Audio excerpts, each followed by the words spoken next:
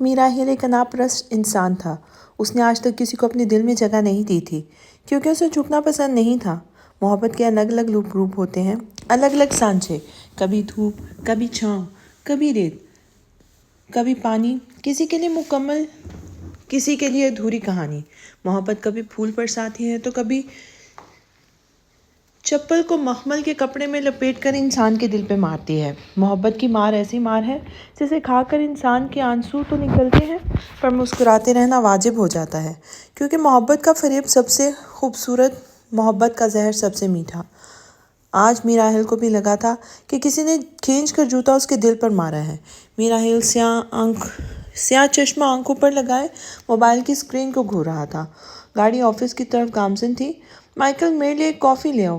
گاڑی سگنل پر رکی تھی۔ مائیکل نے سیکنڈ میں گردن گھما کر پچھلی سیٹ پر بیٹھے میراحل کو دیکھا تھا۔ وہ نہایت ہی پرسکون اور بالکل ٹھیک نظر آ رہا تھا، مطلب یہ کہ کچھ بھی ٹھیک نہیں تھا۔ وہ کیوں تھا ایسا؟ بنا کچھ سنے ہی سب سمجھ لیا کرتا تھا۔ مائیکل کچھ دیر راحل کو ٹٹولتی نظروں سے گھورتا رہا۔ میرا ایکس رے نکال لیا ہے تو برائے مہربانی میرے لیے کافی لے آؤ۔ وہ موبائل سے نظر ہٹاتے ہوئے بولا تو مائیکل کو ہوش آیا تھا۔ ڈرائیور نے گاڑی سائڈ پہ لگائی اور مائیکل اسٹاربکس کی فرنچائز میں داخل ہوا تھا۔ کچھ دیر بعد وہ کافی کا ایک کپ لیے گاڑی میں آ کے بیٹھ گیا تھا۔ میراحل نے کافی کا پہلا سپ لیتے ہی عجیب سا منہ بنایا۔ شاید کافی کا ذائقہ اسے اچھا نہیں لگا تھا۔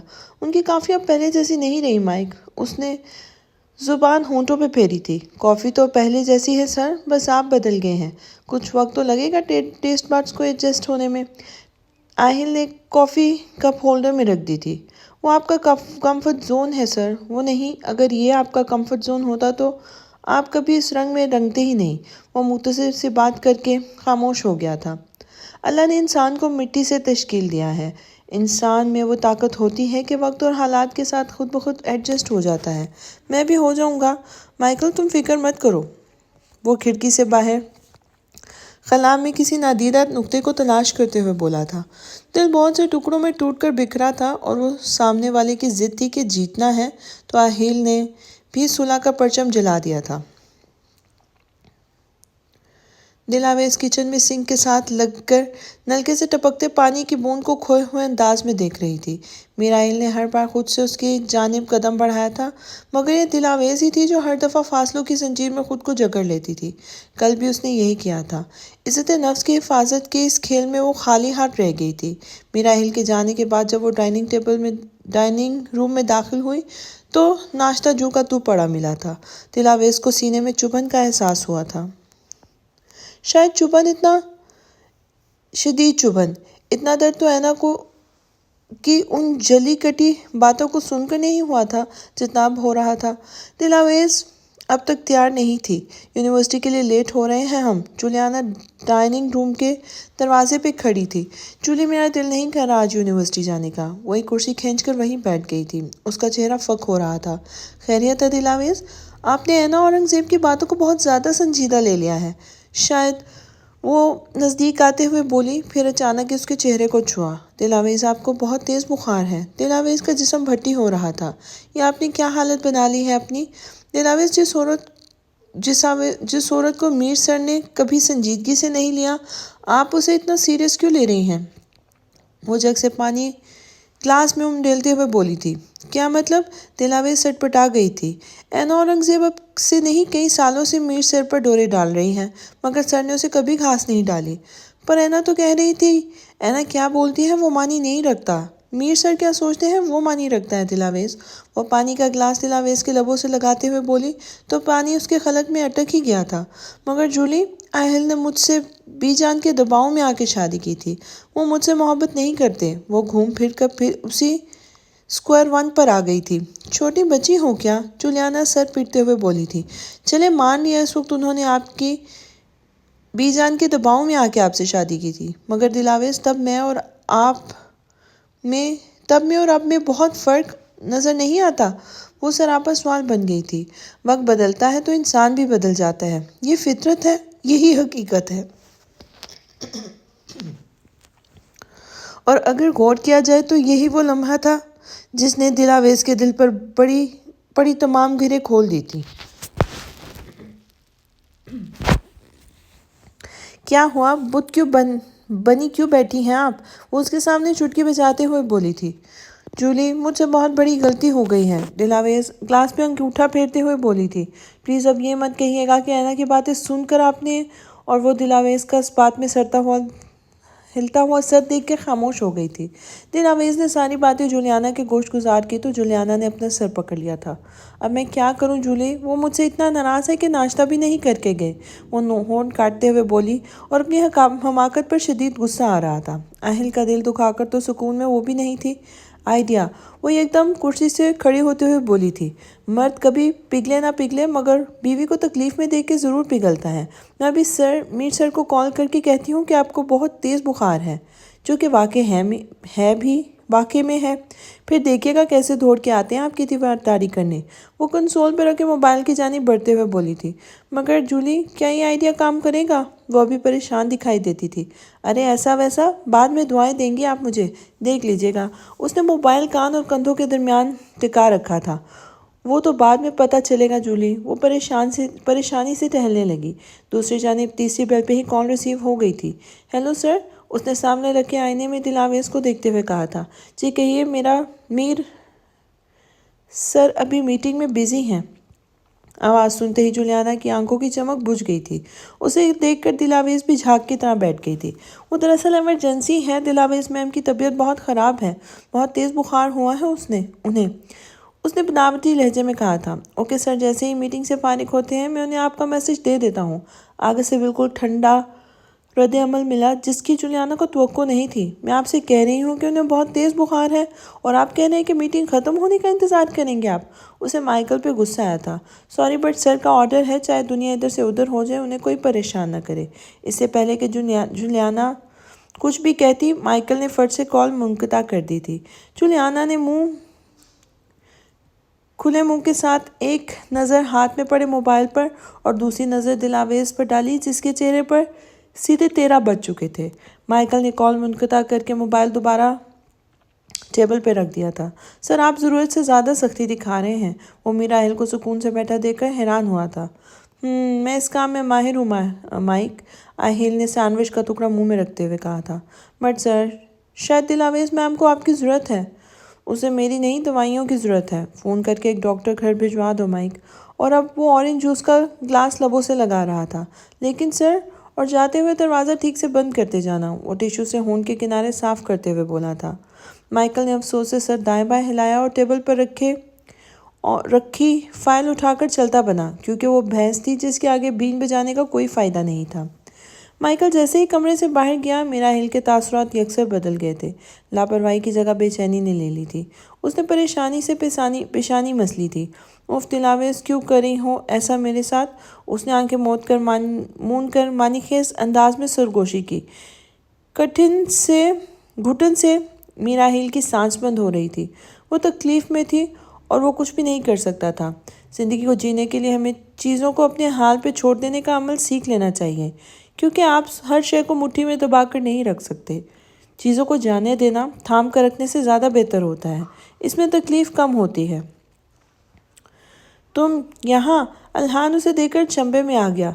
क्यों, मैं नहीं आ सकती? हाँ, वो आईब्रो चुकाते हुए बोली थी। नहीं, मैं यूनिवर्सिटी के लिए निकल रहा था। आज एक ज़रूरी असाइनमेंट करवाना है, दिलावेज ने बताया ही होगा।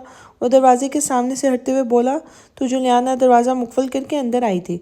अरे असाइनमेंट को गोली मारो। वो अल्हान के पीछे पीछे हॉल में आ गई, जो सिटिंग रूम के तौर पर इस्तेमाल होता था। क्यों, तुम्हारी लॉटरी निकल आई है? वो ओपन किचन के काउंटर से टेक लगाते हुए बोला था। नहीं, दिलावेज की तबीयत ठीक नहीं है। वो सोफे पे बैठ गई थी।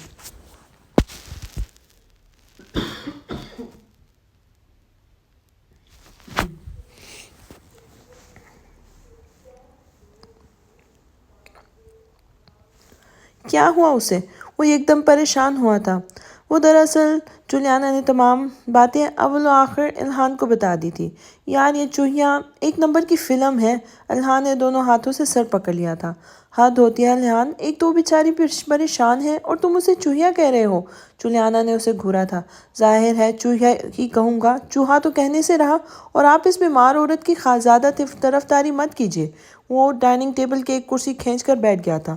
اوہو، آپ یونیورسٹی کے لیے لیٹ نہیں ہو رہے تھے جناب؟ وہ پاؤں پر پاؤں چڑھاتے ہوئے بولی تھی۔ ہو تو رہا تھا، مگر اب کیا کروں گا جا کے میں؟ وہ چابیوں کا گچھا واپس ٹیبل پہ رکھتے ہوئے مایوسی سے بولا تھا۔ کیوں؟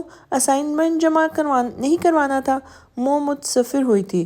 گولی مارو اسائنمنٹ کو، دل آویز نہیں ہوگی تو میں کیا چنے بیچوں گا یونیورسٹی میں؟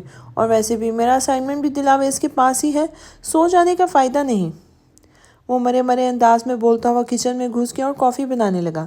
جولیانا صوفے سے اٹھ کر کچن کاؤنٹر کے پاس آ کے رک گئی تھی۔ کاؤنٹر پر کہنی کے بل دائیں ہاتھ کے مکے پر تھوڑی ٹکائے وہ خالی نگاہوں سے الہان کو کافی پھینکتے ہوئے دیکھنے لگی تھی۔ الہان کے آدھے سیدھے اور گھنگھرانے بال ماتھے پر بکھرے ہوئے تھے۔ وہ پورے دماغ سے کافی بنا رہا تھا اور ساتھ ساتھ کوئی گیت بھی گنگنا رہا تھا۔ بس کرو جولی، مجھے نظر لگ جائے گی۔ وہ کافی پھینکتے بنا جولیانا کی طرف دیکھے بولا تو جولیانا فوراً سنبھلی تھی۔ کمال کا وہم ہے، وہ ناک چڑھاتے ہوئے بولی تھی۔ الہان نے کیبنٹ سے 2 مگ نکالے تھے۔ نہ وہم ہے نہ گمان ہے، یہ حقیقت ہے، اور سب جانتے ہیں کہ جولیانا اصغر مجھے کتنی گندی نظروں سے دیکھتی ہے۔ اس نے کافی کا مگ جولیانا کی جانب کھسکایا تھا۔ یہ کافی کا کپ کافی ہوگا ڈوب کر مرنے کے لیے؟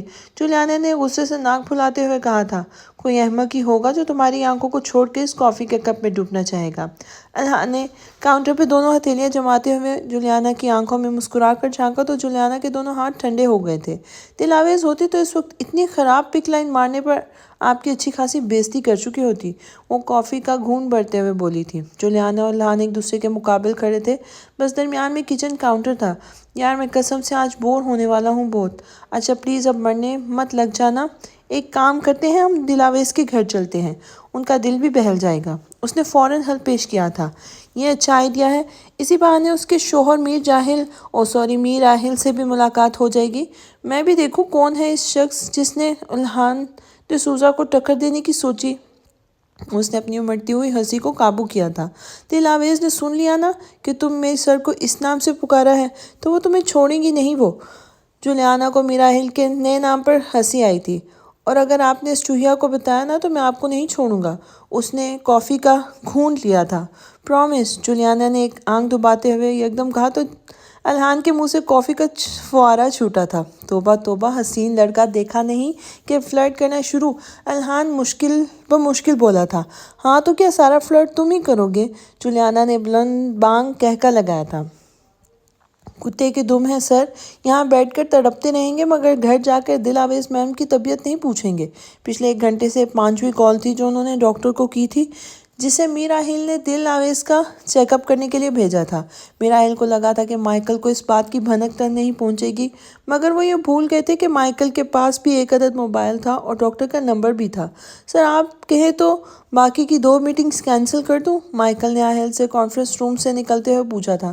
کیوں مائیکل، کسی کا ولیمہ ہے آج؟ وہ چلتے چلتے رک کر مڑا تو مائیکل گم و گوش کی شکل دیکھنے لگا تھا۔ میرے پاس بہت کام ہے آج کی تاریخ میں کرنے کے لیے۔ مائیکل، اس سے بہتر ہے کہ تم بھی اپنے کام دھیان پہ لگاؤ۔ اپنی بات مکمل کر کے راحل آگے بڑھ گیا جبکہ مائیکل افسوس سے سر جھٹکتا ہوا وہیں کھڑا رہ گیا تھا۔ بیچاری میم کیسے گزارا کرتی ہوں گی ان کے ساتھ؟ اس نے سر کو دائیں بائیں گھماتے ہوئے دل ہی دل میں کہا تھا۔ سرپرائز! الہان اور جولیانا بر وقت چلائے تھے اور دل آویز ڈرائنگ روم کے دروازے پر چیخ مارتے ہوئے اچھل پڑی تھی۔ یا اللہ، ابھی میں فوت ہو جاتی قسم سے، وہ دل پہ ہاتھ رکھتے ہوئے بولی تھی۔ 50 روپے کاٹو اس کی اوور ایکٹنگ کے۔ الہان واپس صوفے پہ آ کے بیٹھا تھا۔ تم کس خوشی میں آئے ہو یہاں؟ دل آویز سامنے ہوتے والے صوفے پہ بیٹھتے ہوئے بولی تھی۔ شرم آتی ہے تمہیں چوہیا؟ الہان نے منہ سجایا تھا۔ ہیں؟ شرم؟ تمہاری ڈکشنری میں اس لفظ کا اضافہ کب ہوا؟ دل آویز شرارت سے مسکرائی تھی۔ آپ دونوں پھر سے لگے ہو، بھولے مت یہاں میں بھی ہوں۔ اس سے پہلے کہ الہان لبوں کو شائع کرتا، جولیانا نے مداخلت کی تھی۔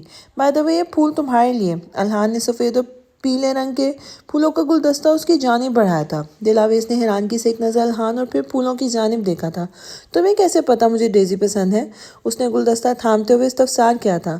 مجھے تو ان ڈیزیز کے پیچھے کی پوری کہانی بھی پتا ہے، الحان نے جولیانا کی جانب اشارہ کرتے ہوئے کہا تو دلاویز نے غصے سے جولیانا کو گھورا، جو اس وقت خود کو اس گفتگو سے لا تعلق ظاہر کر رہی تھی، جیسے وہ یہاں موجود ہی نہ ہو۔ جولی، دلاویز نے آئی بروز اچکاتے ہوئے اسے گھورا تو جولیانا نے ملامتی نظروں سے الحان کو دیکھا تھا۔ دلاویز کو بتا دو تم میر سر کو کس نام سے پکار رہے تھے؟ اب توپوں کا رخ الحان کی جانب موڑ دیا گیا تھا۔ تم بہت بولنے لگی ہو لڑکی، تمہیں ٹھکانے لگانا پڑے گا۔ الحان نے جولیانا کی جانب کوشن پھینکا جسے اس نے فوراً کیچ کر لیا تھا۔ آخر کوئی مجھے بتائے گا کہ تم دونوں کے درمیان کیا کھچڑی پک رہی ہے؟ تم بتاؤ جولی، یاہل کو کس نام سے پکارا تھا؟ جولیانا کی ہنسی چھوٹی تھی۔ الحان نے اسے گھور کر خاموش رہنے کی تنبیہ کی اور دلاویز نے جولیانا کے کندھے پر چپت لگائی تھی۔ الحان اور جولیانا کے ساتھ وقت کب گزرا دلاویز کو پتہ ہی نہیں چلا۔ مائیکل، ایک کام کرو، اس کے بعد والی میٹنگ کینسل کر دو، میری طبیعت کچھ ناساز لگ رہی ہے۔ وہ میٹنگ روم میں سربراہی کرسی پہ بیٹھا تو اس کے دائیں جانب مائیکل براجمان تھا۔ آپ ٹھیک ہیں سر؟ وہ فکر مند ہوا تھا۔ ہاں، بس بخار سا محسوس ہو رہا ہے۔ میراحیل نے گردن مسلی تھی۔ Okay sir. دیر آئے درست آئے، مائیکل نے اپنی امڑتی ہوئی مسکراہٹ دباتے ہوئے اندر ہی اندر سوچا تھا۔ ویسے سر، اب آپ میں کام کو لے کر پہلے والا جذبہ اور پیشن نہیں رہا۔ وہ سامنے لگے پروجیکٹر کو گھورتے ہوئے بولا تھا۔ کیا مطلب؟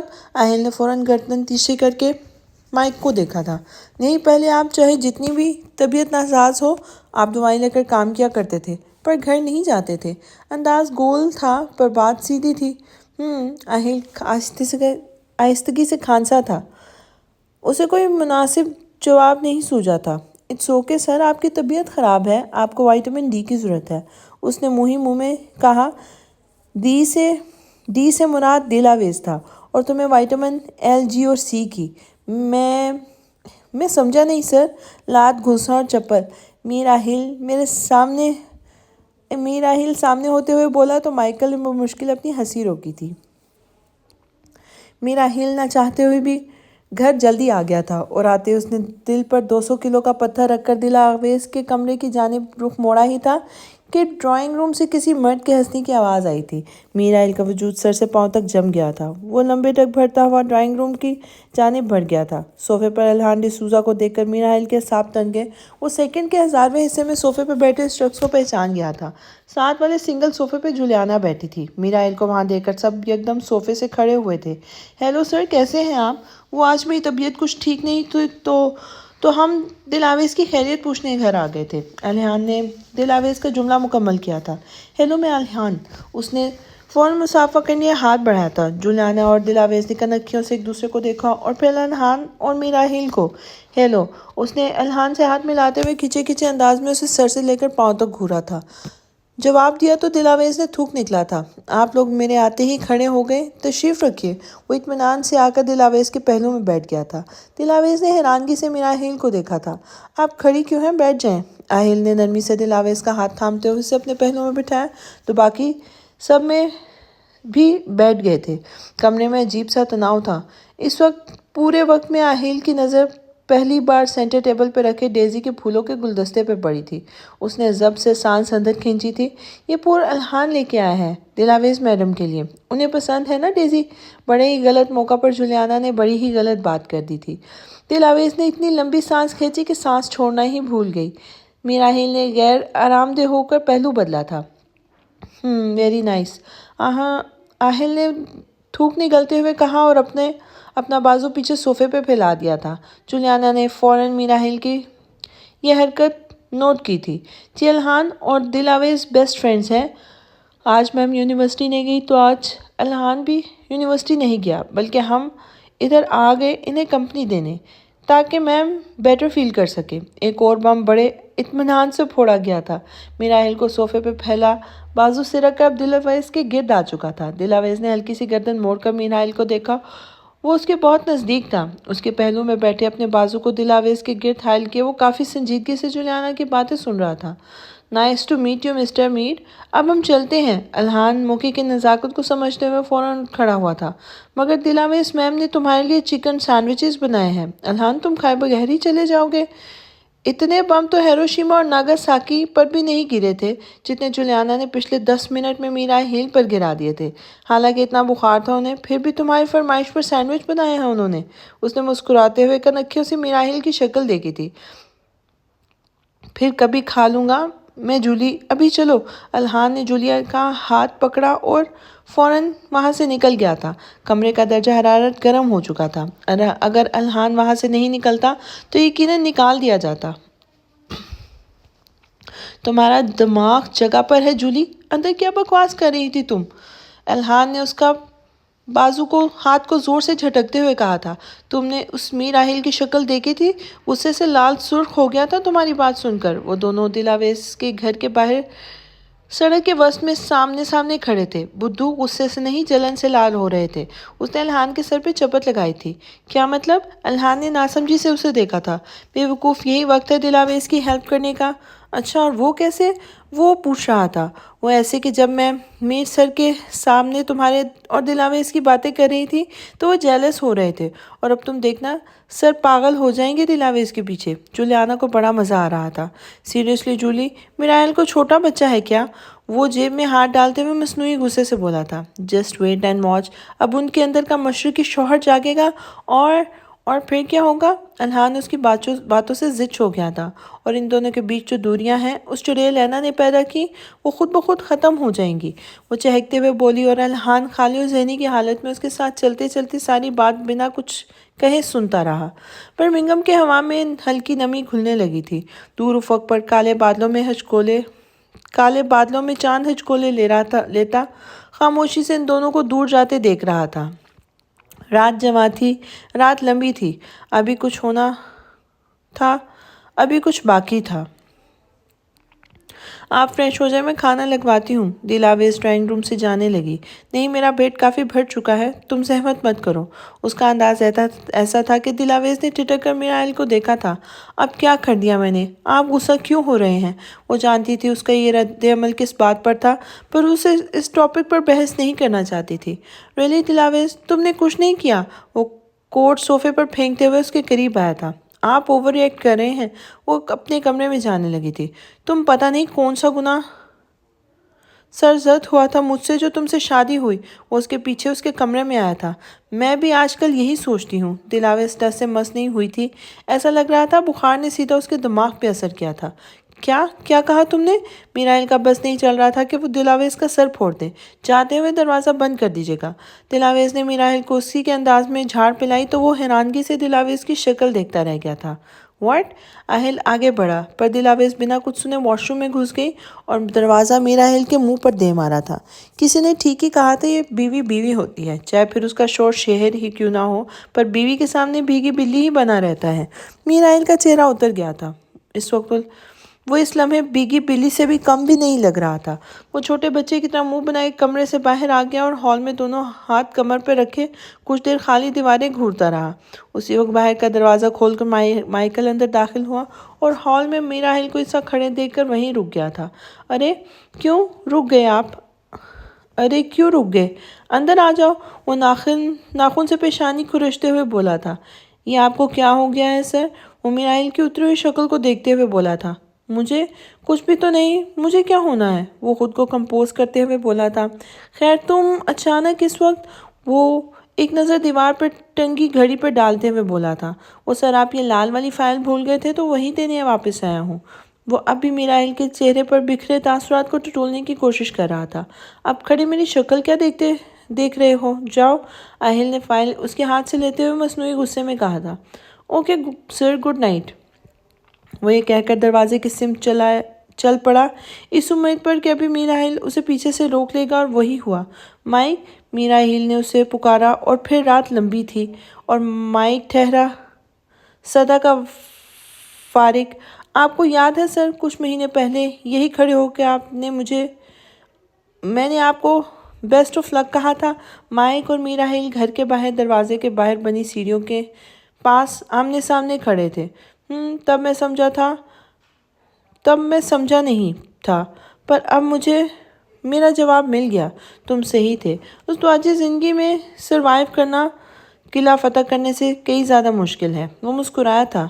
But sir, don't you think it's show time? Michael نے مسکرا کر آہیل کو دیکھا تھا۔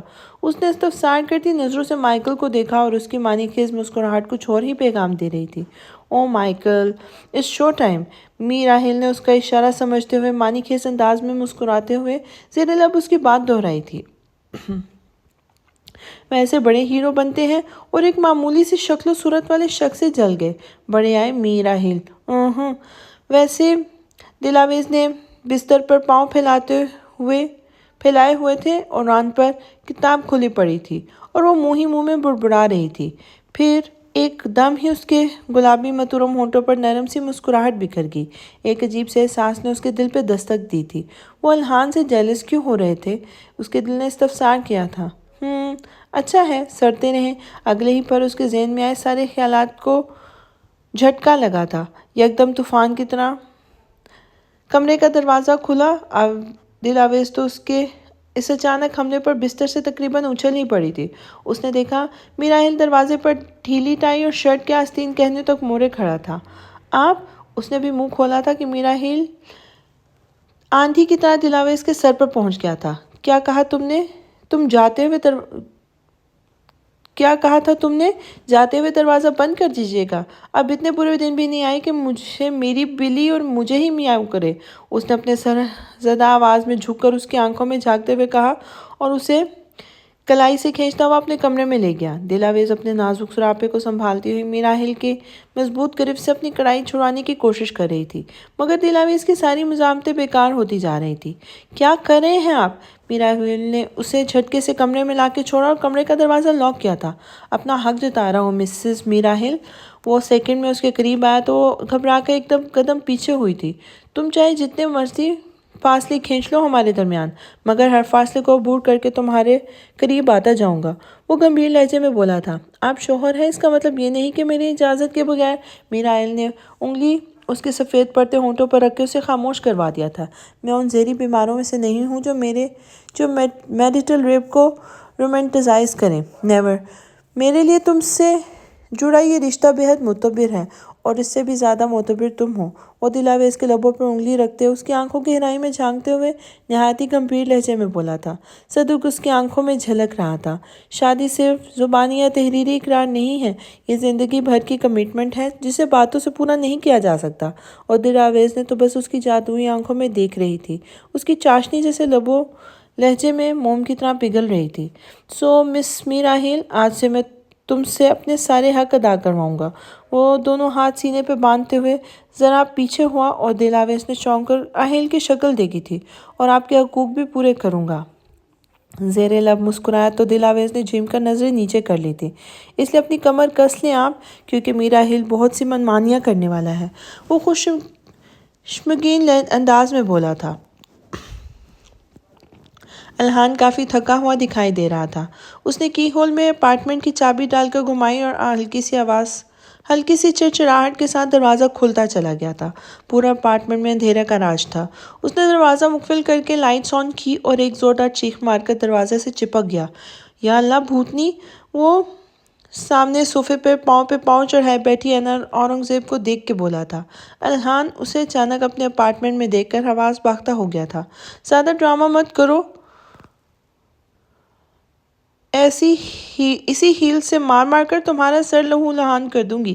اینا نے آنکھ سے اپنی جمی چو کے ہلکے عنابی رنگ کی چمکدار گلیٹر ہیلز کی جانب اشارہ کرتے ہوئے کہا تھا۔ میری طبیعت پر کوئی اثر نہیں پڑے گا، مگر ہاں تمہارے 4 لاکھ کے جوتے شہید ہو جائیں گے۔ الحان اس کے بامقابل صوفے پہ براجمان ہوتا ہوا بولا تو اینا بھن گئی تھی۔ اینا نے سفید رنگ کی جینز اور ٹی شرٹ پر عنابی رنگ کا لانگ کوٹ پہنا ہوا تھا، اور وہ بہت تپی ہوئی دکھائی دے رہی تھی۔ بکواس بند کرو اپنی الحان۔ وہ فوراً سیدھی ہوئی تھی۔ یہ بتاؤ تو میرے اپارٹمنٹ میں کیسے گھسی؟ وہ بھی سیدھا ہو کر بیٹھ گیا تھا۔ یہ اپارٹمنٹ میرے باپ نے ہی میرے نام پہ خریدا ہے، یہ مت بھولو۔ اینا نے اسے گھورا تھا، اور اس باپ کا ڈی این اے میرے ڈی این اے سے میچ کرتا ہے، یہ بات تم مت بھولو۔ الحان تیوری چڑھا کر بولا تو اینا کے سر میں آگ لگی تلووں میں بھجی تھی۔ تم کسی کام کے نہیں ہو مجھے معلوم تھا۔ ہاں تبھی تم نے اس پرانے عاشق پیٹر کو بھیجا دلاویز کو ٹریپ کرنے کے لیے۔ مگر اینا اورنگزیب تم نے اچھا نہیں کیا مجھے انڈر ایسٹیمیٹ کر کے۔ وہ صوفے سے کھڑا ہوا تھا۔ ہاں تم اتنے مہینوں میں تم نے کون سا تیر مار لیا؟ ایک لڑکی تو تم سے پھنسی نہیں، اوپر سے اس تھرڈ کلاس سرونٹ جولیانا سے عشق لڑا رہے ہو۔ بڑے آئے کیسا نوا؟ اینا نے چوٹ کی تھی۔ کم از کم میں تمہاری طرح خود کو اپنی نظروں میں گرا تو نہیں رہا نا؟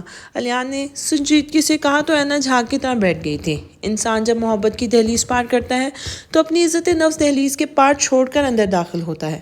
یہ بات تم نہیں سمجھو گے کیونکہ تم نے کبھی کسی سے محبت نہیں کی نا الیان اورنگزیب۔ اینا نڈھال سی صوفے پر اس سے اٹھی، سینٹر ٹیبل سے اپنا سیل فون اٹھایا اور دروازے کی جانب جانے لگی تھی۔ اینا وہ دونوں ایک دوسرے سے بہت محبت کرتے ہیں، تم چاہو کچھ بھی کر لو انہیں جدا نہیں کر سکتی۔ اتنے عرصے میں مجھے بات معلوم ہو گئی ہے، بہتر ہے تم بھی اس حقیقت کو تسلیم کر لو۔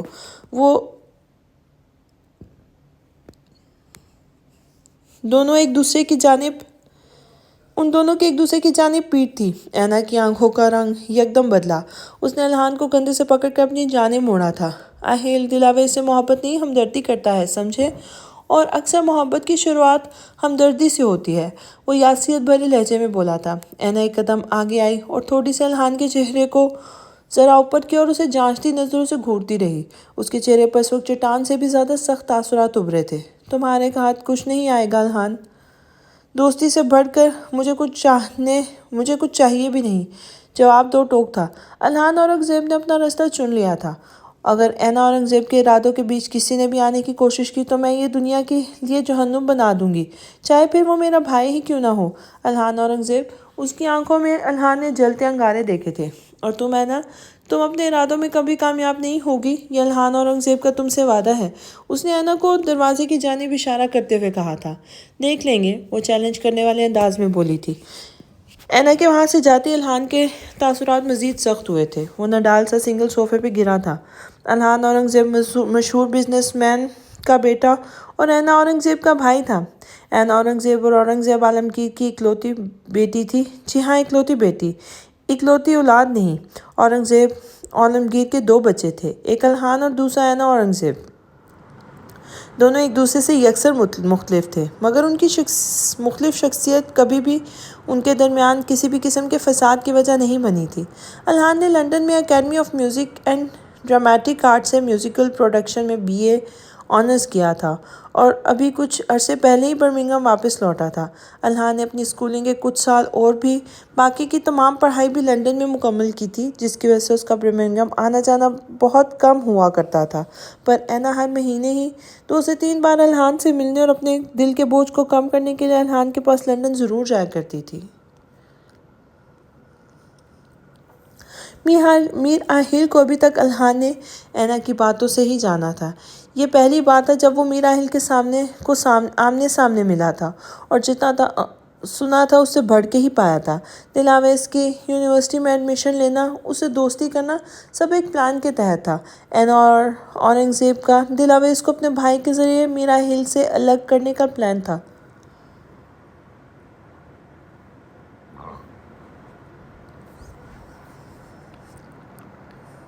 مگر وہ بھول گئی تھی کہ الہان اورنگزیب کا صرف DNA اینا اورنگزیب سے میچ کرتا ہے، پرسنالٹی نہیں، اور یہی تھا ان دونوں کے درمیان آنے والا پہلا کلیش۔ سفید ستونوں والی یہ حویلی سب سے باہر سے دکھنے میں جتنی شاندار اور فصیح دکھائی دیتی تھی، اندر سے اتنی ہی پراسرار اور مخفی بھی تھی۔ یہاں ہر دیوار کے کان تھے، ہر کمرے کی آنکھیں تھیں، ایک ایک اینٹ کے نیچے 100 راز دفن تھے۔ خوبصورتی خراج مانگتی ہے۔ آج خاموشی سے کھڑی اس اداس حویلی کے آنگن میں کبھی تتلیاں اڑا کرتی تھی، پھول کھلا کرتے تھے۔ یہاں کے لوگ کبھی تہوار منایا کرتے تھے، ہنستے تھے، گاتے تھے، خوشیاں مناتے تھے، مگر آج اس حویلی پر خاموشی کا پہرا تھا۔ اداسی اس حویلی کا طواف کرتی تھی، غم یہاں کے مکینوں کی زندگی کا محور بن گیا تھا۔ اب یہ حویلی اینٹ اور پتھر کی 4 دیواری بن کر رہ گئی تھی، جہاں چلتی پھرتی سانس لیتی زندہ لاشیں رہا کرتی تھیں۔ انسان تو کب کا یہاں سے کوچ کر گئے تھے۔ زندگی کا ہر گزرتا دن میر خلیل کو مایوسی اور اداسیوں کے اندھیرے میں دھکیل رہا تھا۔ زلیخا کی بیماری کو اب 1.5 مہینہ ہونے کو آیا تھا، مگر اس کی حالت میں رتی بھر سدھار نہیں آیا تھا۔ ریما اپنا سارا وقت کمرے میں گزارا کرتی تھی۔ ایک عرصے سے اس نے سورج نہیں دیکھا تھا۔ رات کے اندھیرے میں بھی کمرے کھڑکی سے لگ کر وہ محض تارے دیکھا کرتی تھی اور اس لمحے کو فراموش کرنے کی جدوجہد میں رہتی تھی جب اس نے ماں کو بی جان کے منہ پر تکیہ رکھ کر ان کو قتل کرتے ہوئے دیکھا تھا۔ اس ایک لمحے نے ریما سے اس کی مسکراہٹ، اس کے دل کا سکون اور اس کی معصومیت چھین لی تھی۔ لا علمی بھی ایک نعمت ہوتی ہے، مگر اللہ ہر کسی کو ایسی نعمت سے نہیں نوازتا۔ یہ ریما نے اس دن جان لیا تھا۔ کبھی کبھی حقیقت انسان پر بڑی بے رحم ثابت ہوتی ہے۔ وہ وقت سے پہلے سمجھداری، معصومیت چھین لیتی ہے۔ کریم اب گھر میں کم اور اپنے لفنگے دوستوں کے ساتھ گاؤں کی سڑکوں پر زیادہ پایا جاتا تھا۔ آئے دن کریم کے کارناموں کی ایک لمبی فہرست لیے جلالی حاضر ہوتا تھا۔ ان گنت نقصانوں کا ڈھیر تھا جس کی بھرپائی کا بھار میر خلیل اٹھا رہے تھے، جس کی وجہ سے کاروبار میں نفع کم نقصان زیادہ ہو رہا تھا۔ ایسا لگ رہا تھا کالے بادلوں نے اس حویلی کو اپنی زد میں لے لیا ہے۔ آہستہ آہستہ سب ختم ہو رہا تھا اور میر خلیل کچھ نہیں کر پا رہے تھے۔ جیسی کرنی ویسی بھرنی، نہ مانے تو کر کے دیکھ، جنت بھی دوزخ بھی ہے، نہ مانے تو مر کے دیکھ۔ میر خلیل اس وقت صحن میں موجود صوفے پر سر پیچھے گرائے آنکھیں موند کر بیٹھے ہوئے تھے۔ سینٹر ٹیبل پر زمینوں کے حساب کتاب کا کھاتا رکھا ہوا تھا۔ ابھی کچھ دیر پہلے جلالی لے کر حاضر ہوا تھا۔ انہوں نے سائیڈ ٹیبل پر رکھے لینڈ لائن کی جانب ہاتھ بڑھایا اور میراحیل کا نمبر ڈائل کرنے لگے۔ پھر کسی احساس کے تحت انہوں نے ریسیور دوبارہ رکھ دیا تھا۔ بن موسم بادل برسنے لگے تھے۔ آسمان پر بجلی اتنے زور کی کڑکی کے سفید ستونوں والی حویلی رات کے کالے سائے میں چمکنے لگی تھی۔ دلاویز چپ چاپ بستر پہ آلتی مالتی بارے سرہانے سے ٹیک لگائے، ہاتھ سینے پہ باندھے بیٹھی ہوئی تھی اور میراحیل کی کارستانیاں دیکھ رہی تھی۔ مجھے اپنے بستر کے سوا کہیں نیند نہیں آتی، دلاویز نے اپنے ناخنوں کو گھورتے ہوئے کہا تو میراحیل جو جھک کر اپنا تکیہ ٹھیک کر رہا تھا، رک کر دلاویز کو دیکھا تھا۔ وہ سیاہ رنگ کے نائٹ سوٹ میں ملبوس تھا، بال بکھرے ہوئے تھے۔ یہ تمہارا ہی بستر ہے مسز میراحیل، وہ رسان سے اپنے سائیڈ پر آ کر لیٹ گیا تھا۔ نہیں، یہ آپ کا کمرہ ہے اور یہ آپ کا بستر ہے، وہ دان کچکچا کر بولی اور ایسا کرتے ہوئے میراحیل کو اور بھی زیادہ خوبصورت لگ رہی تھی۔ میراحیل نے گردن ترچھی کر کے دلاویز کو دیکھا جو ابھی اپنے ناخنوں کو گھور رہی تھی تو وہ دائیں کہنی کے بل دلاویز کی طرف جھکا تھا۔ یہ کمرہ بھی تمہارا ہے اور یہ بستر بھی تمہارا ہے، اپنائیے تو، نرمی سے کہتے ہوئے اس نے دلاویز کا بازو پکڑ کے اپنی طرف کھینچا تھا، اور آج سے میں بھی تمہارا ہوں۔ اس کی سمندر جیسی خاموش اور گہری آنکھیں دلاویز کی آنکھوں میں گڑ گئی تھیں۔ میراحیل کا انداز تھا یہ کوئی دو دھاری تلوار جو دلاویز کے دل میں پیوست ہوا تھا۔ میں کپڑے بدل کے آتی ہوں، وہ بازو چھڑا کے بولی تھی۔ اندر کلوزٹ سے میرے کپڑے نکال لو، کل میں سرونٹ کو بول کر تمہارا سارا سامان یہاں شفٹ کرنے کے لیے کہہ دوں گا، وہ واپس لیٹتے ہوئے بولا تھا۔ میں آپ کے کپڑے کیسے پہن سکتی ہوں، وہ تذبذب سے بولی تھی۔ اٹس اوکے، ویسے بھی میاں بیوی ایک دوسرے کا لباس ہوتے ہیں، وہ آنکھیں بند کر کے اپنی مسکراہٹ دباتے ہوئے بولا تھا۔ ہیں؟ دلاویز کو اس کی بات سمجھ نہیں آئی تھی۔ تم اب جا رہی ہو کہ میں آؤں تمہاری مدد کرنے، وہ بستر سے اٹھتے ہوئے دوسرے معنوں میں دھمکی دی تھی۔ نہیں نہیں، میں جاتی ہوں، وہ فوراً واش روم میں گھس گئی تھی اور کچھ دیر بعد میراحیل واش روم کے دروازے کو مسکرا کر تکتا رہا تھا۔ کچھ دیر بعد دلاویز میراحیل کا ڈھیلا ڈھالا سا سرمئی رنگ کا نائٹ سوٹ پہنے واش روم سے نکلی تھی۔ سیاہ لمبے بال دائیں کندھے سے ہو کر آگے کو گر رہے تھے۔ دلاویز مارے شرم کے پانی پانی ہو رہی تھی اور میراحیل کی نظریں تھیں جنہیں دلاویز کے سراپے سے ہٹانا اس وقت مشکل ہو گیا تھا۔ میراحیل کا وجود اس وجہ سے جم گیا تھا اس طرح سے جم گیا تھا جیسے مقناطیس کی کشش سے لوہا جم جاتا ہے۔ میراحیل کی نظروں کا ارتکاز سمجھتے ہوئے دلاویز مزید جھم گئی تھی۔ میراحیل نے خود پر ضبط کرتے ہوئے کروٹ بائیں جانب لے لی تھی۔ اب اس کا رخ ٹیرس کی طرف تھا۔ دلاویز چھوٹے چھوٹے قدم اٹھاتی ہوئی بیڈ تک آئی اور خاموشی سے دائیں کروٹ پر لیٹ گئی تھی۔ دونوں ایک دوسرے کی جانب پشت تھیں، مگر دل میں خیال ایک دوسرے کا تھا۔ درمیان میں محض 5 انچ کا فاصلہ حائل تھا، مگر یوں لگ رہا تھا کہ صدیوں کی مسافت تھی۔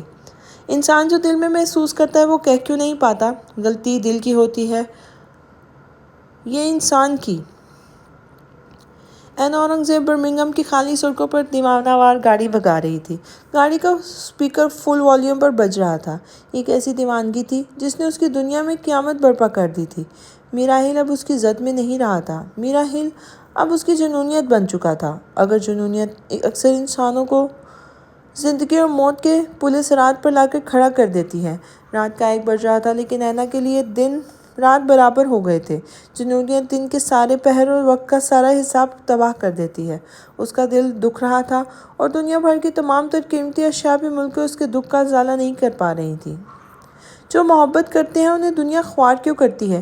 اینا کی سرخ آنکھوں میں ہلکا سا پانی اتر آیا تھا، جس میں وہ اپنے ارمانوں کو ڈوبتا دیکھ رہی تھی۔ دکھ ہوتا ہے جب آپ کسی کو پوری شدت سے چاہو، اسے ہر پل اپنے رب سے مانگو، پر وہ شخص بنا کسی جدوجہد کے کسی اور کو مل جائے۔ محبت کا اتہاس لکھنے والوں نے یہ کیوں نہیں لکھا کہ محبت پر یک طرفہ پیار کرنے والوں کا سب سے زیادہ حق ہوتا ہے؟ جو کہانیاں مکمل نہیں ہوتی، ان کہانیوں کو دنیا کیوں یاد نہیں کرتی؟ کیوں کامل محبتوں کو عنوان کا محور بنایا جاتا ہے؟ یک طرفہ محبتیں کیا اتنی فرسودہ بیکار ہوتی ہیں، جن کا ذکر ان کتابوں میں نہیں، جہاں لیلا مجنوں کی داستانیں رقم ہیں اور لمحوں کی بات بھٹکا اسے خیال ہی نہیں رہا کہ وہ گاڑی رونگ وے چلا رہی ہے۔ سامنے سے آتی ہوئی گاڑی کی تیز ہیڈ لائٹس نے اینا کی آنکھوں کو چندھایا تھا۔ اس نے اسٹیئرنگ تیزی سے گھمایا اور گاڑی زور سے سڑک کے کنارے پہ موجود ایک بلند قامت درخت سے جا کے ٹکرائی تھی۔ ہوا میں دھواں سا پھیل گیا تھا۔ اینا کا سر زور سے اسٹیئرنگ سے ٹکرایا اور آہستہ آہستہ اس کی آنکھوں کے سامنے دھندلاہٹ پھیل گئی تھی۔ اس دھند میں ایک پیکر دکھا تھا۔ وہ کون تھا؟ اس کا ذہن پہچان نہیں پا رہا تھا۔ ایک لمس تھا جس نے اینا کو سہارا دے کے گاڑی سے باہر نکالا تھا۔ ایک آواز تھی جو شناسائی کا پیغام دے رہی تھی اور اینا بے ہوش ہو گئی تھی، جیسے اسے اطمینان تھا کہ وہ محفوظ ہاتھوں میں ہے۔ دلاویز خواب خرگوشی میں تھی، ہر شے سے بے نیاز، مگر میراحل کی نیندیں تو اڑ گئی تھیں۔ ایک کروٹ پر لیٹے لیٹے اس کی بازو اور گردن اکڑ گئے تھے۔ اس نے آہستگی سے کروٹ بدلی تو نظروں کے آگے دلاویز کا بے پرواہ سا بکھرا سراپا تھا۔ زندگی کی افراتفری میں اس نے کبھی دلاویز کو فرصت سے دیکھا ہی نہیں تھا۔ اس کی آنکھیں، نرم ریشم جیسی پلکیں، سرخ متورم ہونٹ اور سفید ٹمٹماتی گال۔ اچانک ہی میراحل کو اپنی غفلت پہ حیرت ہوئی تھی۔ دلاویز کے سلکی بال اس کے ماتھے سے پھسل کے اس کے چہرے اور آنکھوں کو چوم رہے تھے۔ میراحل نے انہیں اس کے چہرے سے ہٹانے کی کوشش نہیں کی۔ اگر یہ خواب تھا، وہ جاگنا نہیں چاہتا تھا۔ وہ بس دلاویز کو ٹکٹکی باندھے دیکھتا رہا تھا۔ کتنے لمحے اس نے بنا پلکیں جھپکائے گزار دیے تھے۔ اسے اپنی دھڑکن کی تیزی میں واضح فرق محسوس ہوا تھا۔ اب اسے احساس ہوا تھا کہ اس کا دل آج تک کسی دوسری عورت کے لیے نرم کیوں نہیں پڑا تھا۔ ایسا نہیں تھا کہ میراحل نے کبھی خوبصورتی نہیں دیکھی تھی، پر جو دلاویز میں تھا وہ کسی دوسری عورت میں نہیں تھا اور نہ ہو سکتا تھا، کیونکہ کوئی دوسری عورت اس کی نکاح میں نہیں تھی۔ گھڑی کے کانٹوں کی کھچ کھچ اور تیزی سے دھڑکتا ہوا دل میراحل اٹھ کر بیٹھ گیا تھا۔ اس نے پیچھے مڑ کر دیکھنے کی جرأت نہیں کی تھی، یوں جیسے پیچھے مڑ کر دیکھا تو مٹی کا مجسمہ بن جاتا۔ وہ اٹھ کر ٹیرس کی کھلی فضا میں آ گیا تھا۔ ریلنگ پر دونوں ہتھیلیاں جمائے وہ تیز نیچے دور تک پھیلے سبزہ زار کو دیکھ رہا تھا۔ آسمان پر چاند چہک رہا تھا۔ شرارت کرتی فضاؤں نے میراحل کے بالوں کو الجھا دیا تھا۔ اس نے بالوں میں ہاتھ پھیر کر انہیں درست کیا تھا۔ اس کے لبوں کی مسکراہٹ کچھ اور ہی پیغام دے رہی تھی، وہی جو میراحل سمجھ نہیں پا رہا تھا۔ دلاویز کی آنکھ آج الارم سے نہیں بلکہ کسی کے قدموں کی آہٹ سے کھلی تھی۔ اس نے گلابی ڈوروں سے سجی آنکھوں کو کھولا تو وہ بالکل اس کے سامنے کھڑا تھا، ٹاول سے اپنے گیلے بالوں کو رگڑتے ہوئے دلاویز کو پوری توجہ سے دیکھ رہا تھا۔ دلاویز فوراً سے اٹھ کر بیٹھی تھی۔ Good morning mrs Mirahil. وہ ٹاول بستر پہ اچھالتا ہوا دلاویز پر جھکا تو وہ پیچھے کو کھس گئی تھی۔ میراحل کی خاموش نگاہیں ایک بار پھر دلاویز کے خوبصورت سرافے کا طواف کرنے لگی تھی۔ وہ جیسے جیسے دلاویز کے نزدیک آ رہا تھا، دلاویز خود کو پیچھے دھکیلتی جا رہی تھی، یہاں تک کہ وہ بیک گراؤنڈ سے جا لگی تو میراحل کے ہونٹوں پر فاتحانہ مسکراہٹ ابھری تھی۔ وہ دلاویز کو اس طرح بے چین کر کے بہت لطف اندوز ہو رہا تھا۔ اس نے سائڈ ٹیبل سے اپنا موبائل اٹھایا، ڈریسنگ ٹیبل کے سامنے جا کے کھڑا ہو گیا تھا۔ دلاویز نے دھوئیں دھار نظروں سے میراحل کو دیکھا اور چادر سائڈ پر پھینکتے ہوئے واش روم میں داخل ہو گئی۔ جیسے ہی دروازہ مقفل کرنے لگی، میراحل نے ہاتھ پھنسا کر دروازہ بند کرنے سے روک دیا۔ یہ آپ کیا کر رہے ہیں؟ وہ چونکی تھی۔ دروازہ بند نہیں ہوگا۔ وہ دروازہ کھول کے اندر داخل ہو گیا تھا۔ لیکن مجھے منہ دھونا ہے، وہ برہمی سے کہتے کہتے رک گئی تھی، اور مجھے اپنی بیوی کو منہ دھوتے ہوئے دیکھنے کی خواہش ہے۔ وہ مسکراتے ہوئے دونوں بازو سینے پر لپیٹے ہوئے بولا تو دلاویز سٹپٹا گئی تھی۔ یہ کیسی عجیب خواہش ہے؟ دلاویز کی شکل اتری تھی۔ خواہش ہے تو ہے، میری خواہشات کا احترام کرنا تمہارا فرض ہے نا مسز میراحل؟ وہ دلاویز کے چہرے پر آئی لٹ کو کان کے پیچھے رستے ہوئے بولا تھا۔ اب آپ منہ دھو رہی ہیں یا میں آپ کو منہ دھلواؤں؟ وہ آستین چڑھانے لگا تو دلاویز نے فوراً سے نل کھولا اور پانی کی چھینٹیں آہستگی سے اپنے چہرے پر مارنے لگی۔ میراحل وہیں واش بیسن کاؤنٹر سے لگ کر دلاویز کو دیکھنے لگا۔ خوشی، تسکین اور مسرت جیسے الفاظ کم تھے اس لمحے میراحل کی کیفیت کو بیان کرنے کے لیے۔ وہ اس پل دلاویز کو دیکھ کر محسوس کر رہا تھا، یہ محبت جسمانی محبتوں سے پرے تھی، سب سے عزیز اور سب سے معتبر۔ میرا برش میرے واش روم میں ہے۔ میراحل کا تسلسل دلاویز کی آواز سے ٹوٹا جو اس سے مخاطب تھی۔ کوئی بات نہیں، تم میرا برش استعمال کر لو۔ اس نے کیبنٹ سے اپنا برش نکال کے اس کی جانب بڑھایا تھا۔ دلاویز نے چونک کر میراحل کو دیکھا۔ وہ اسے پہلی ہی بڑی محبت اور توجہ سے دیکھ رہا تھا۔ اس نے خاموشی سے اس کا برش تھام لیا تھا۔ اگلے چند لمحے جب تک دلاویز نے برش کر کے اپنا منہ صاف نہیں کیا، وہ اسی طرح اسے دیکھتا رہا تھا، یہاں تک کہ دلاویز نے ٹاول بار کی جانب ہاتھ بڑھایا تو میراحل نے اس کا ہاتھ تھام لیا تھا۔ دلاویز کو لگا اس کا سانس درمیان میں ہی اٹک گیا ہے، وہ اپنی جگہ سے ہل نہیں سکی۔ میراحل نے ٹاول بار سے ٹاول کھینچا اور دلاویز کے چہرے کو آہستگی سے پوچھنے لگا تھا۔ اس پورے وقت میں میراحل کی نظریں ایک پل کے لیے بھی دلاویز کے چہرے سے نہیں ہٹی تھی۔ دلاویز کے سبھی چہرے پر سرخی چھا گئی تھی۔ میں یونیورسٹی کے لیے لیٹ ہو گئی ہوں، دلاویز نے اسے یاد دہانی کروائی، ورنہ میراحل تو کسی اور ہی موڈ میں تھا۔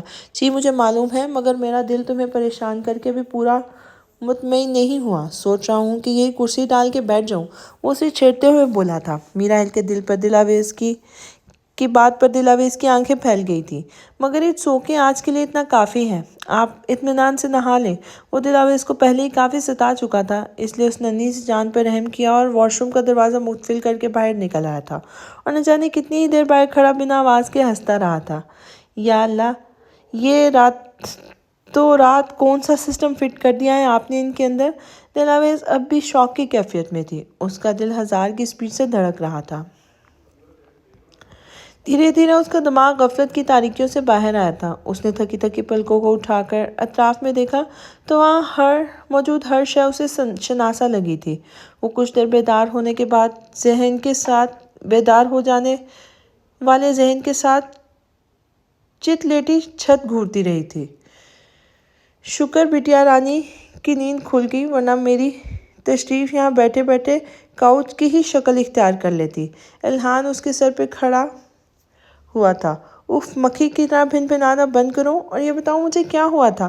اینا اٹھ کے بیٹھنے کی کوشش کرنے لگی، مگر اس وقت اس کے سر پہ زبردست قسم کی ٹیسیں اٹھنے لگی تھی۔ شراب حرام ہے اور شراب پینے والا حرام اس نے زور سے کھانس کر جملہ ادھورا چھوڑ دیا تھا۔ اب نشے میں دھت گاڑی چلاؤ گی تو یہ تو ہوگا نا، اپنی گاڑی کا ستیہ ناش کیا سو کیا، میری کاواساکی کو بھی شہید کر دیا۔ نہیں مطلب اپنی گاڑی پھوڑی سو پھوڑی، میری معصوم بائک نے تمہارا کیا بگاڑا تھا جو اسے جنت میں پہنچا دیا تم نے؟ وہ دونوں ہاتھ کمر پہ رکھتے ہوئے برہمی سے اینا کو گھور رہا تھا۔ باہر میں جائے تمہاری بائک، تمہارا جو نقصان میرے دل کا ہوا ہے اس کے آگے یہ سب معمولی سی بات ہے۔ اینا اپنا سر پکڑتے ہوئے بولی تھی۔ تم ایڈیٹ ہو اینا، کچھ بھی ہو سکتا تھا، شکر کرو تمہیں کچھ نہیں ہوا، اور نہ جس کی یاد میں تم پی کے ڈرائیو کر رہی ہو نا، تم مر جاتی تو وہ تمہاری قبر پر پھول ڈالنے بھی نہیں آتا۔ الہان کا پارا ہائی ہوا تھا۔ محبت میں ضد نہیں ہوتی، محبت اتنی سیلفش نہیں ہوتی، محبت کسی کو اپنے پہلو سے باندھ کر اس کا سانس نہیں روکتی، محبت میں جھگڑنا نہیں، آزاد کرنا سیکھو، خود بھی کھل کے سانس لو اور سامنے والے کو بھی لینے دو۔ وہ ایک دم ہی پھٹ پڑا تھا۔ اینا نے حیرانگی سے سر اٹھا کر الہان کو دیکھا تھا۔ وہ کبھی غصہ نہیں کرتا تھا، وہ کبھی اونچی آواز میں بات نہیں کرتا تھا، وہ تو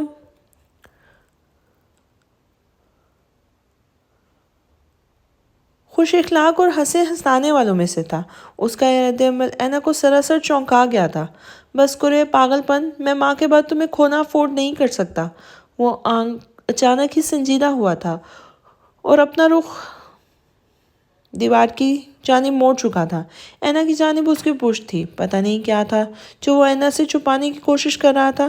تمہیں نہیں پتہ اینا، جب کوئی اپنا مرتا ہے نا تو کتنا درد ہوتا ہے۔ اس کی آواز بھرا گئی تھی۔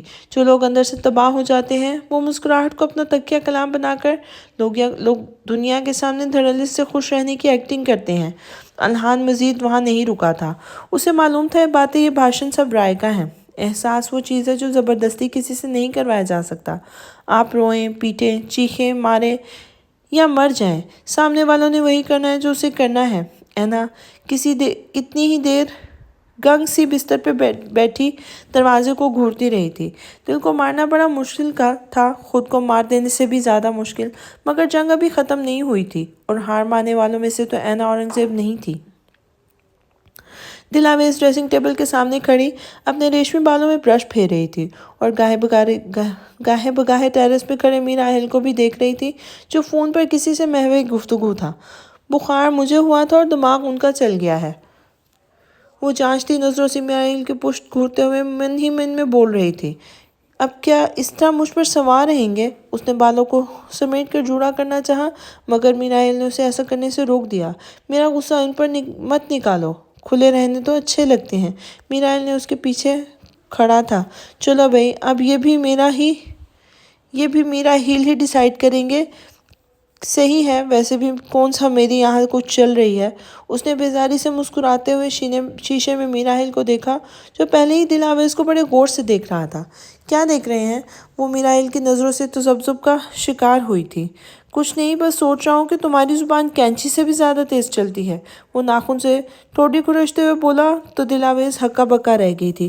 پر میں نے تو کچھ نہیں کہا، وہ اپنی سیاہ بڑی آنکھوں کو گول گول گھماتے ہوئے معصومیت سے بولی۔ جو باتیں آپ ان خوبصورت ہونٹوں سے نہیں کہتی نا، وہ باتیں میں سن لیتا ہوں۔ میر اہل نے اپنی ٹھوڑی دل آویز کے کندھے پر ٹکاتے ہوئے کہا تھا اور برف کی طرح وہ وہی جم گئی تھی۔ یہ منظر میر اہل نے بڑے شوق سے سامنے آئینے میں دیکھا تھا۔ اس شخص کو سمجھنا بہت مشکل ہے۔ وہ جتنا اسے دور بھاگتی تھی اور فرار کے تمام رستوں پر اتنے ہی وہ پہرے لگا دیتا تھا۔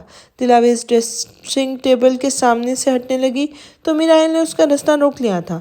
آپ یہ سب کیوں کر رہے ہیں؟ بوکھلاہٹ میں دل آویز کے لبوں سے پھسلا تھا۔ میر اہل کی قربت و نرمی دل آویز کے اوسان خطا کر رہی تھی۔ میری محبت پر تمہارا حق ہے، میں تمہیں بس تمہارا حق دے رہا ہوں۔ اس کے گمبھیر لہجے نے دل آویز کا سانس خشک کر دیا تھا۔ دل آویز کے بالوں سے اٹھتی مہک نے میر اہل کے دل کو تسکین دی تھی۔ وہ بے ساختہ جھک کر اس کے بالوں کی خوشبو اپنے اندر اتارنے لگا تھا۔ اینا آپ سے بہت محبت کرتی ہے اہل۔ نہ جانے کیوں اس نے یہ بات کہی تھی۔ اہل نے ایک دم اپنی آنکھیں کھولی تھی۔ اس لمحے کا سارا فسوں ہوا ہو چکا تھا۔ اس نے بازوؤں سے پکڑ کر دل آویز کا رخ اپنی جانب کیا تھا۔ تو تم کیا چاہتی ہو؟ میں اسے اٹھا کر اس گھر لے آؤں؟ اس نے ایک لفظ چباتے ہوئے کہا تھا۔ پر کیا دل آویز، کیا چاہتی ہو تم؟ میرے ضبط کو مت آزماؤ ورنہ بہت پچھتاؤ گی تم۔ میر اہل نے خون ہوتی ہی آنکھوں کو دل آویز کے سیاہ آنکھوں میں گاڑتے ہوئے اسے اپنے بازوؤں سے بھیج کر اپنے اوپر اور قریب کیا تھا۔ کیا کریں گے آپ اہل؟ وہ اس کے سرخ ہوتے چہرے کو بغور دیکھتے ہوئے بولی تھی۔ میں جو کروں گا نا دل آویز، وہ تمہارا دل برداشت نہیں کر پائے گا۔ اس کی گرفت اور سخت ہو گئی تھی۔ بولو دل آویز، کیا چاہو گی میں کیا کروں؟ کیا دیکھنا چاہو گی؟ اس نے خفگی سے دل آویز کو خود سے دور کیا اور پھر ایک قدم نزدیک آ کر ضبط سے کہا تھا۔ کیوں تم زبردستی اس کا نام لے کر میرے دل میں خنجر چلاتی ہو؟ وہ سوال پر سوال کر رہا تھا اور دل آویز کے ہونٹوں پر جیسے قفل لگ گیا تھا۔ میں کسی بھی چیز میں زبردستی کا قائل نہیں ہوں۔ میر اہل نے اپنے غصے پہ قابو پاتے ہوئے سرگوشی کی تھی۔ مگر تم اس طرح مجھے اینا اورنگزیب کا نام لے کر پریشان کرتی رہو گی تو مجبوراً مجھے تمہیں لگام ڈالنی پڑے گی۔ اس سنجیدگی سے کہتا ہوا اس کے نزدیک آیا اور اس کے ماتھے پر مہر ثبت کی نرمی سے اسے ٹوکا تھا۔ آئندہ ہمارے درمیان اس عورت کا ذکر مت کرنا۔ دل آویز کو اپنی دھڑکن رکتی ہوئی محسوس ہوئی تھی۔ وہ مزید کچھ کہنے لگا کہ اہل کا فون اچانک بجنے لگا تھا۔ اس نے برہمی سے کوٹ کی جیب سے فون نکالا تو اسکرین پر مائیکل کا نمبر اس کا منہ چڑھا رہا تھا۔ دل آویز تو موقع کا فائدہ اٹھاتے ہوئے فوراً یہاں سے 9 تو 11 ہو گئی تھی۔ اب کیا مسئلہ ہے مائک؟ میرائل کا دل کیا کہ اسے ہتھیلی پہ بھر کر تھیلی میں بھر کر برمنگم سے اتنا دور پھینکے جہاں کال کرنے کی نیٹ ورک موجود نہ ہو۔ کیا ہوا سر؟ آپ کو ڈسٹرب کر دیا میں نے؟ آگے سے معصوم سا سوال کیا گیا تھا۔ تم کب مجھے ڈسٹرب نہیں کرتے؟ آہیل نے بھی چڑھ کر جواب دیا تھا۔ چلے پھر میں بعد میں کال کرتا ہوں۔ نہیں نہیں، اب چاند پر گرہن لگا ہی دیا ہے تو اب بول ہی دو، کیوں کال کیا تھا تم نے؟ میرائل نے پرفیوم لگاتے ہوئے کہا تھا۔ میں نے بس اتنا پوچھنا تھا، آپ آفس کے لیے نکلیں گے؟ میں آپ کا پچھلے آدھے گھنٹے سے انتظار کر رہا ہوں باہر۔ میراحیل نے ضبط سے پرفیوم کی بوتل واپس ڈریسنگ ٹیبل پر رکھی تھی۔ یقین کرو مائیکل، اگر خون کرنا جرم نہ ہوتا نا تو تم وہ پہلے شخص ہوتے جو میرے ہاتھوں اپنی جان گنواتے۔ میراحیل نے اسے کھری کھوٹی سنا کر فون بند کر دیا اور دوسری جانب مائیکل سمجھ نہیں سکا کہ باس کا دماغ اتنا گرم کیوں ہو رہا ہے۔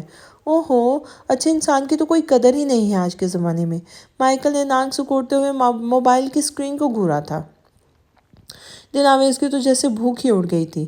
میرائل نے اتنی قربت جو ٹھونس دی تھی صبح صبح، وہ بے مقصد ہی پلیٹ میں رکھے بوائل ایگ کے ٹکڑوں کو کانٹے سے ادھر ادھر کر رہی تھی۔ میرائل جب ڈائننگ روم میں داخل ہوا تو دلاویز اسے کھوئی کھوئی سی دکھائی دی تھی۔ وہ آرام سے اپنی کرسی کھینچ کے بیٹھ گیا اور چھری کانٹے کی مدد سے اپنا فرینچ ٹوسٹ اور آملیٹ کھانے لگا تھا۔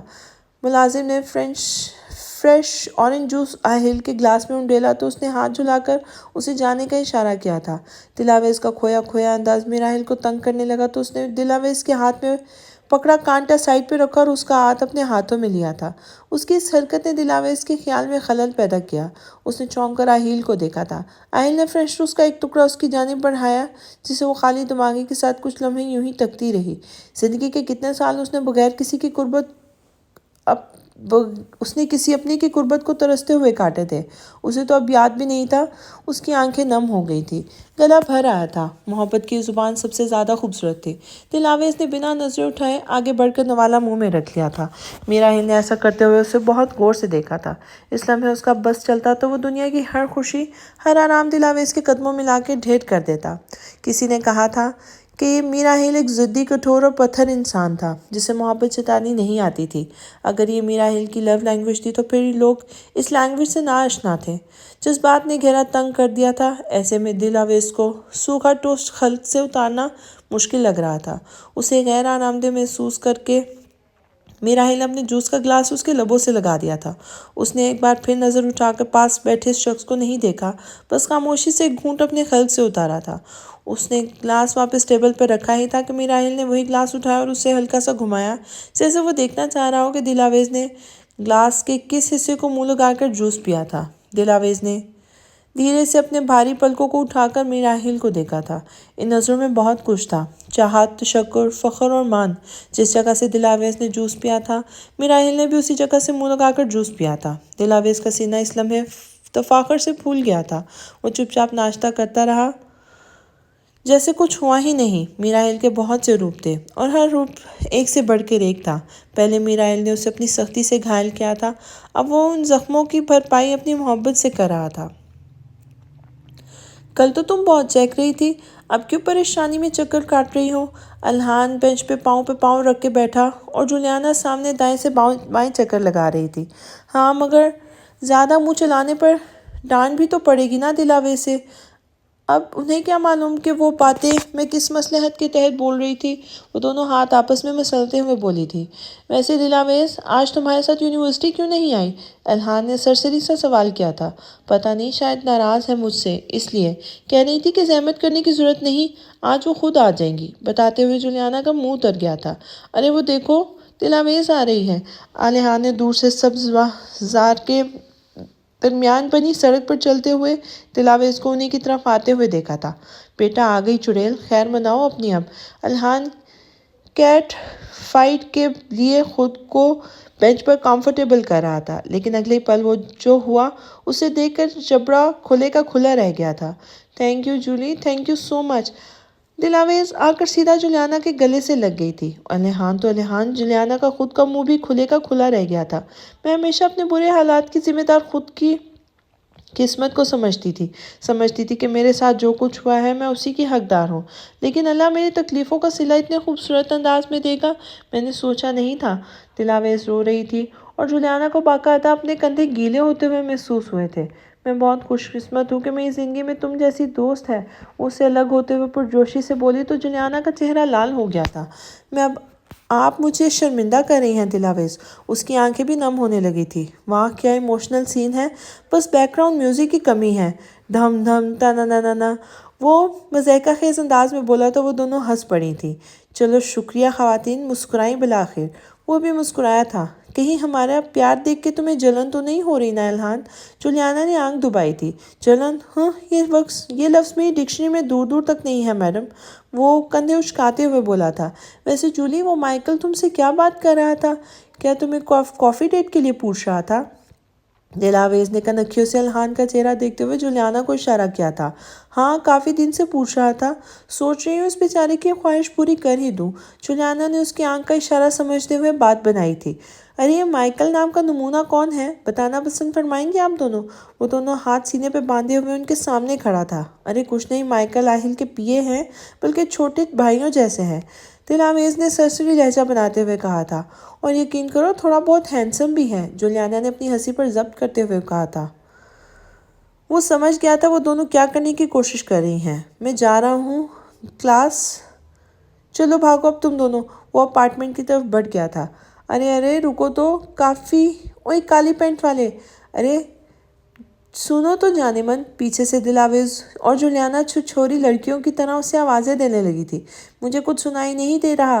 الہان نے انگلیاں دونوں کانوں میں ٹھونس لی تھی۔ گرمی کے موسم میں یکدم بہار آ گئی تھی۔ ایک بار پھر سب کی زندگیاں پٹری پر آ گئی تھی۔ ہنسی نے ایک بار پھر ان کے در پر دستک دینا شروع کی تھی۔